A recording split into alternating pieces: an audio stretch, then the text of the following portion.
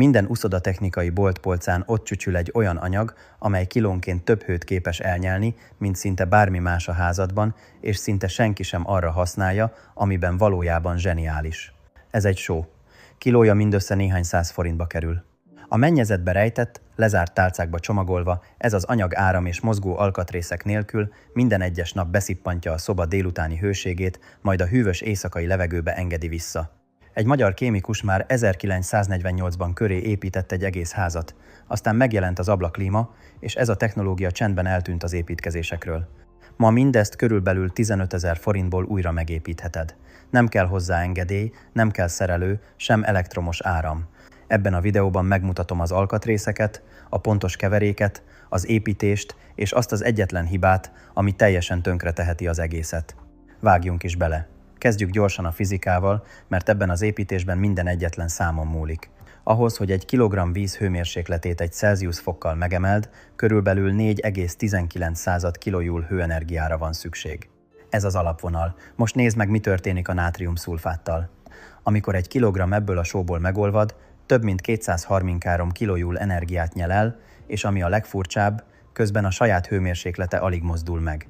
Az energia nem teszi forróbbá a sót. A kristályszerkezet felbontására fordítódik, vagyis a szilárd anyag folyadékká alakítására, és bezáródik ebbe a láncolatba. A mérnökök ezt látens hőnek nevezik. Gondolj rá úgy, amilyen a különbség egy fazékvíz felmelegítése és a forralása között. A melegítés lassú és egyenletes. A forrás viszont hatalmas energiát nyel el változatlan hőmérsékleten. Az olvadó só ugyanezt teszi, csak a hőmérőnek egy sokkal hasznosabb pontján, és ebben a pontban rejlik az egész trükk. A nátrium-szulfát dekahidrát pontosan 33 Celsius fok körül olvad meg, így egész délelőtt teljesen tétlenül, költségmentesen ül a mennyezetedben, óvars nem csinál semmit.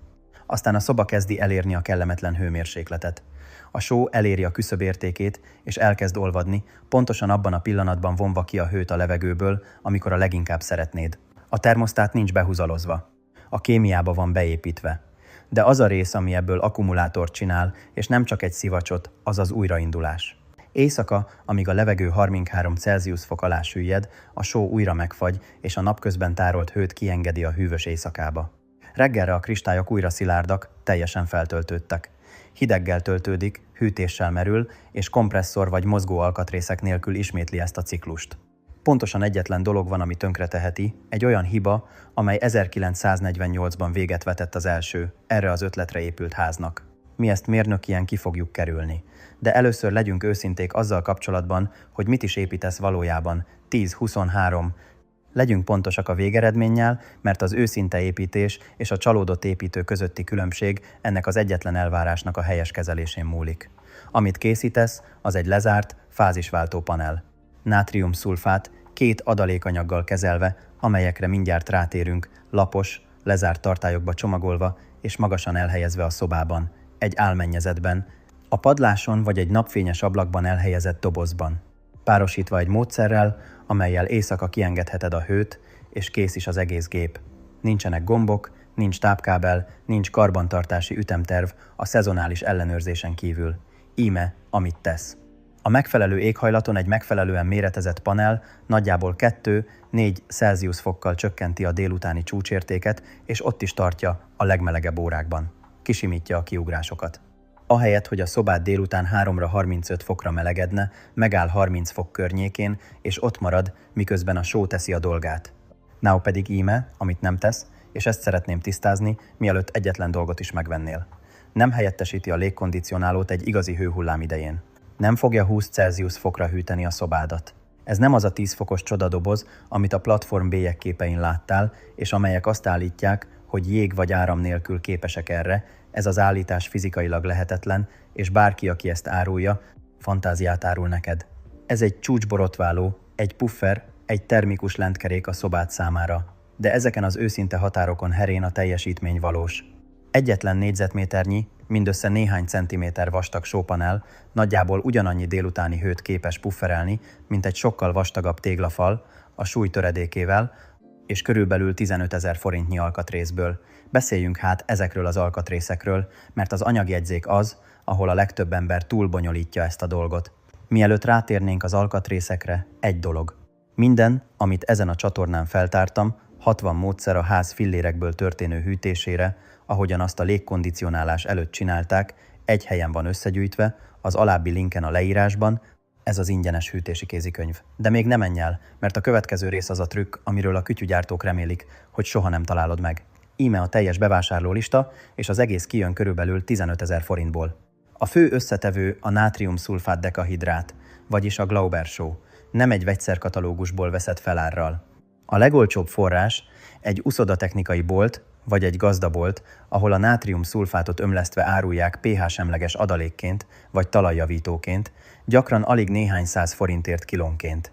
Egy kis szobát lefedő, egyetlen mennyezeti panelhez nagyjából 7-9 kg-ra lesz szükséged, mondjuk 9000 forint. A második tétel egy sűrítőanyag, és ez nem opcionális. Ez a különbség az évekig tartó panel és az 1 hónap alatt tönkremenő panel között. Kis mennyiségű szuperabszorbens polimer, ugyanaz a nátriumpoliakrilát, amely az olcsó pelenkákban található, vagy amelyet talajnedvesség kristályként árulnak, szuszpenzióban tartja a sót. Súlyra mindössze 3-4%-ra van szükséged, ez néhány száz forint. A harmadik tétel a borax. Igen, a mosószeres polcról ismert borax. Súlyra 3-4%, és ez az egész építés el nem ismert hőse. Mindjárt rátérünk a pontos okára, de enélkül a paneled éjszaka csendben megtagadja majd az újratöltődést. Egy doboz körülbelül 2000 forintba kerül, és több tucat építéshez elegendő. A tartályok esetében felejts el mindent, ami mély. Lapos, vékony, lezárt edényeket szeretnél, olcsó élelmiszertárolókat, oldalukra fektetett lapos műanyag palackokat, vagy hőhegesztett tasakokat. 2000-4000 forint attól függően, hogy mit tudsz összeszedni. És opcionálisan egy 2000 forintos digitális hőmérő, hogy ténylegesen ellenőrizni tud, mit csinál a paneled, ahelyett, hogy csak találgatnál. Az egyetlen elektromos áram ebben az egész építésben egy opcionális ventilátor az éjszakai szellőztetéshez. Maga a panel semmit sem fogyaszt. Összesen körülbelül 15 000 forint. Most beszéljünk arról, miért van ott mindegyik alkatrész, mert az adalékanyagok jelentik a teljes okot, amiért ez működik. A listán szereplő minden egyes darab azzal érdemli ki a helyét, hogy megold egy konkrét meghibásodást, úgyhogy vegyük végig a tervezést lépésről lépésre. Kezdjük a tartályokkal, mert a forma jobban számít, mint azt az emberek gondolnák. A hő a tartály falán keresztül áramlik a sóba, ami azt jelenti, hogy a felület végzi a munkát, nem a térfogat. Egy mély vödörnyi só csak a vékony külső rétegén olvad meg és fagy meg. A közepe hasznavehetetlenül ül ott. Egy lapos, vékony tálca sokkal több sót tesz ki a szobának ugyanolyan súly mellett, így elég gyorsan feltöltődik és kisül ahhoz, hogy ténylegesen kövesse a napi ciklust. A vékony és széles minden alkalommal veri a mélyet és keskenyet. Most pedig az adalékanyag, amely véget vetett az erre irányuló első kísérletnek.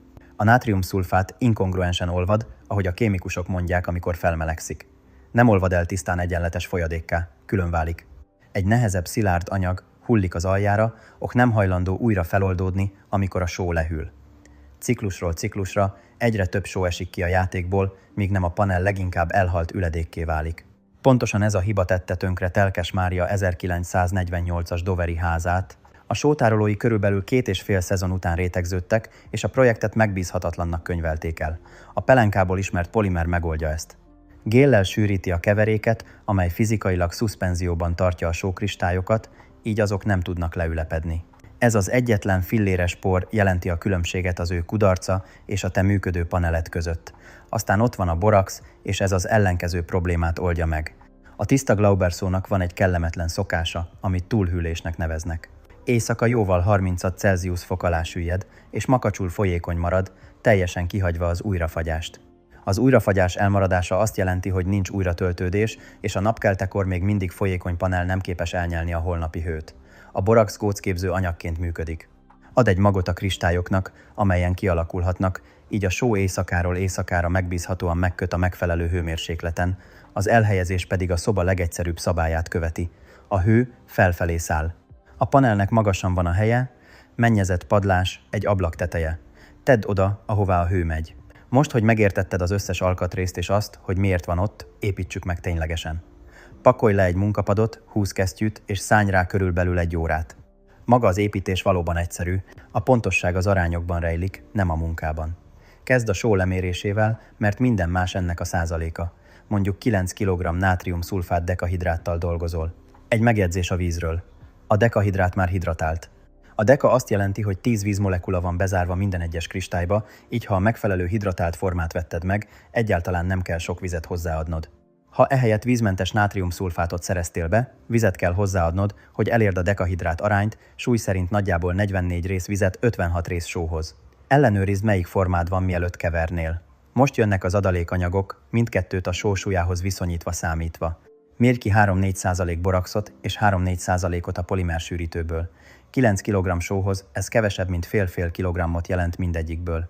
Tedd őket félre. Ezután melegítsd a sót az olvadás pontja fölé.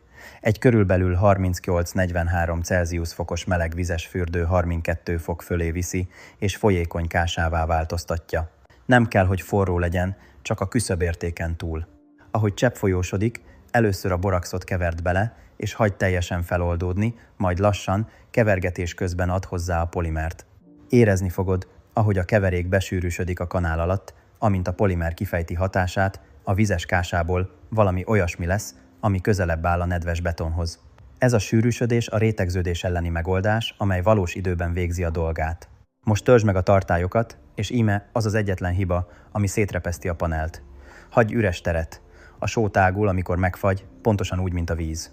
Minden tartály csak körülbelül 80-90%-ig tölts meg, és hagyj helyet, különben az első hideg éjszaka megrepeszti a tömítéseket. Zárj le mindent teljesen, ez nem egy laza fedél. Az idővel elszökő nedvesség eltolja a hidratáltsági arányt, és lassan tönkreteszi a panelt. Hegezd le a tasakokat, használj tömítést a fedeleken, tekerd le szalaggal a meneteket. Végül címkézz fel egy tartályt a dátummal, és tedd félre tesztegységként. Ez lesz az, amit minden szezonban ellenőrizni fogsz. Hagyd az egészet kihűlni és megkötni egy éjszakán át. Reggelre szilárd paneljeid lesznek, készen a felszerelésre. 10-20 éves. A beállított és lezárt panelek mellett a telepítés 2 dolgon múlik. Oda kell tenned őket, ahol a hő van, és adnod kell annak a hőnek egy helyet, ahová éjszaka távozhat.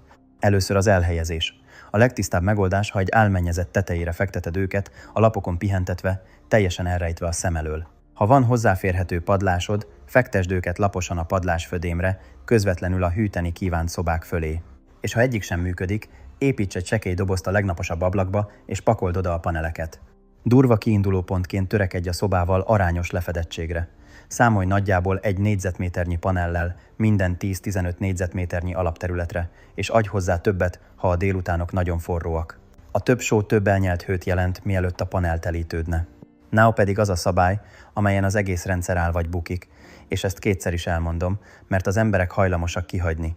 A só csak akkor működik, ha éjszaka le tudja adni a hőjét. Hadd mondjam el még egyszer. A panelnek éjszaka elég hűvösnek kell lennie ahhoz, hogy újra megfagyjon, különben nem töltődik fel. Nyisd ki az ablakokat naplemente után. Járass egy egész házat átszellőztető ventilátort. Szellőztesd ki a padlást. Hozz létre kereszthúzatot. Bármi legyen is a módszer, az éjszakai levegőnek ki kell vinnie a napközben tárolt hőt a sóból. Ezen éjszakai átöblítés nélkül pontosan egyetlen jó délutánt kapsz, majd egy tálca meleg folyadékot, amely másnap semmit sem csinál.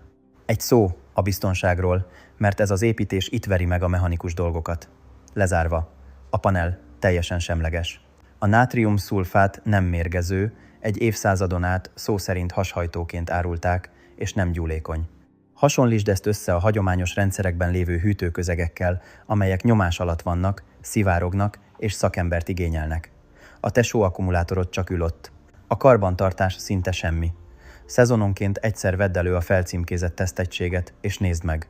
Ha azt látod, hogy a só különálló rétegekre válik szét, a sűrítőanyag megadja magát. Melegítsd újra, keverd újra, zárd le újra. Ez az egész feladat. Tehát megépítetted és felszerelted. Az egyetlen kérdés, ami maradt, az, amit egy szigorú néző feltenne a kommentekben. Valóban működik? Működik, de csak akkor, ha őszinte vagy a körülményekkel kapcsolatban. Nézzük hát a valós számokat, majd a valós határokat. Kezdjük azzal, amit már megmértek. Az pontosan ebbe az osztályba tartozó fázisváltó anyagokat 2 évtizede tanulmányozzák műszerezett épületekben, Európa szerte és az Egyesült Államokban. Az eredmények ismétlődnek. A belső csúcshőmérséklet több fokkal csökken, a hűtési energiaigény pedig valahol 10 és 30% között esik vissza, az éghajlattól és a beépített anyag mennyiségétől függően. A német Fraunhofer intézet egyik tanulmánya megállapította, hogy néhány centiméternyi só alapú fázisváltó anyag nagyjából ugyanannyi délutáni hőt képes pufferelni, mint egy sokkal vastagabb téglafal. Ez a mérnöki szintű változata annak, amit te most építettél a garázsodban. Lakossági szinten a saját építésű beszámolók ugyanezt a történetet mesélik el. Egy dokumentált esetben száraz éghajlaton több fokot faragtak le a délutáni csúcsból lezárt sótartályok, és egyetlen az éjszakai átöblítéshez használt dobozventilátor segítségével. Nem egy laboratórium, egy fickó egy hőmérővel és egy szabad hétvégével. Now pedig az az őszinteség, amit nem fogsz hallani senkitől, aki egységet akar eladni neked. Ez az a rész, ami megóv attól, hogy elpazarolj 15 000 forintot. Első és legfontosabb, a meleg éjszakák megölik. Ha olyan párás helyen élsz, ahol a hőmérséklet sötétedés után is magasan marad, a só soha nem lesz elég hideg ahhoz, hogy újra megfagyjon, és az egész rendszer összeomlik egy hasznavehetetlen folyadéktálcává. Nincs éjszakai visszaállítás, nincs hűtés, pont. Másodszor ez leborotválja a csúcsot. Nem helyettesíti a légkondicionálót egy valódi hőhullámban, és nem fog 20 fokot csinálni. Korábban is mondtam, és újra elmondom, mert a platformon lévő bélyegképek folyamatosan hazudnak erről. Egy passzív sópanel puffer, nem hűtőszekrény. Harmadszor. A kezeletlen só lebomlik. Hagyd ki a boraxot és a polimert, a panelet hetek alatt meghal. Az adalékanyagok nem opcionális díszítések, azok maguk az építés. Ahol ez valóban ragyog, az a száraz, kontinentális éghajlat nagy napi hőingadozással. Forró délutánok, hűvös éjszakák, ez az az otthon, amire ezt kitalálták. Szóval itt tartasz. Körülbelül 15 000 forintból és egy délutáni munkával építettél egy eszközt, amely hőt von el a szobádból, amikor meleg van, kiengedi azt, amikor hűvös van, holnap újra kezdi anélkül, hogy egyetlen wattot is fogyasztana. És íme a rész, amivel érdemes elidőzni. Ez nem valami új találmány egy közösségi finanszírozási oldalról, ez pontosan ugyanaz az anyag, nátriumszulfát, Glauberszó, amelyet egy MIT-s kémikus, Telkes Mária használt egy épület hűtési rendszeréhez a New Englandi nyárban 1948-ban. Ugyanaz a kémia, amit a hűtéstechnikai ipar csendben a kísérleti és megbízhatatlan kategóriába süllyesztett, miközben ablaklímákat adott el az országnak helyette. A hiba, ami állítólag megbízhatatlanná tette, a rétegződés volt, és te ezt kijavítottad egy filléres polimerrel, ami neki még nem állt rendelkezésére. Nem csak újraépítetted az ötletét, hanem befejezted azt. A sót nem érdekli, hogy senki sem árulja neked, 32 fokon olvad meg. 32 fokon olvad meg 1948-ban, 32 fokon olvad meg a mennyezetedben ma éjjel, és még hosszú idővel azután is 32 fokon fog olvadni, hogy az utolsó légkondicionáló garanciája is lejár az utcádban. Nincs kereskedő, nincs engedély, nincs szerződés, nincs hűtőközeg, csak a fizika. Lezárva egy tálcában, azt téve, amit mindig is tett. A tudás soha nem veszett el, csak soha nem adták el neked, mert nincs üzlet egy olyan dologban, ami 50 évig tart és soha nem romlik el.